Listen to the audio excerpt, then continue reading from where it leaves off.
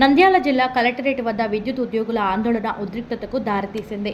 ఉమ్మడి కర్నూలు జిల్లా విద్యుత్ జేఏసీ అధ్యక్షులు లక్ష్మీకాంత్ రెడ్డి నేతృత్వంలో భారీ ర్యాలీ నిర్వహించిన ఉద్యోగులు నినాదాలతో కలెక్టరేట్ వరకు చేరుకుని ప్రజా ఫిర్యాదుల పరిష్కార వేదికలో కలెక్టర్ రాజకుమారి గణియాకు వినతి పత్రం సమర్పించారు. ఈ సందర్భంగా లక్ష్మీకాంత్ రెడ్డి మాట్లాడుతూ 4 నుండి 5 ఏళ్లుగా ఉద్యోగ సమస్యలు పరిష్కారం కాని పరిస్థితి మరింత విషమించిందని ఆవేదన వ్యక్తం చేశారు.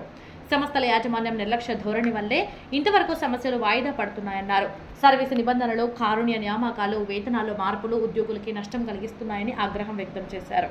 2022 వేతన సవరణలో కేవలం 8% ఫిట్మెంట్ మాత్రమే ఇచ్చారని, ఇంక్రిమెంట్ల విషయంలో కూడా అవకతవకలు జరిగాయని ఆయన ఆరోపించారు.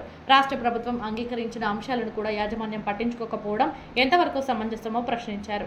రాష్ట్ర కమిటీ పిలుపు మేరకు దశల వారీగా ఆందోళనను కొనసాగించే నిర్ణయం ఉద్యోగ సంఘాల జేఏసీ తీసుకుందని లక్ష్మీకాంత్ రెడ్డి తెలిపారు. అన్ని కార్మిక సంఘాలు ఒకే తాటిపై వస్తేనే సమస్యలకు పరిష్కారం దొరుకుతుందని ఆయన స్పష్టం చేశారు.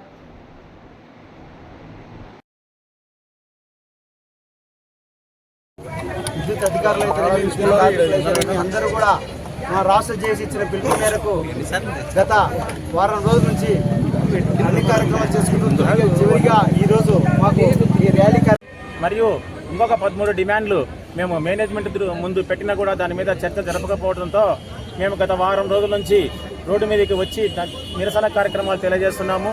ఈరోజు కరెంట్ ఆఫీస్ నుంచి కలెక్టర్ ఆఫీస్ వరకు శాంతియుతంగా ర్యాలీ చేశాము. ఈ స్పందన చూసి మేనేజ్మెంట్ చర్చలకు పిలిచి ఏమైనా మా యొక్క సమస్యలను పరిష్కరించకపోతే 25వ తారీఖు మా రాష్ట్ర జేఏసీ పిలుపు మేరకు మేమందరము జిల్లాలో ఉన్న ప్రతి ఒక్క జేఏసీ లీడర్లందరూ 25వ తారీఖు విజయవాడలో మీటింగ్ పెట్టుకొని అక్కడ ఆ మీటింగ్లో రాష్ట్ర జేఏసీ పిలుపు మేరకు తదుపరి కార్యాచరణ ఉంటుంది. తదుపరి కార్యాచరణలో వినియోగదారులకు ఎలాంటి అసౌకర్యం కలిగినా కూడా దానికి పూర్తిగా మేనేజ్మెంటే బాధ్యత వహించాలని మరొకసారి మీడియా మిత్రుల ద్వారా కోరుతున్నాను.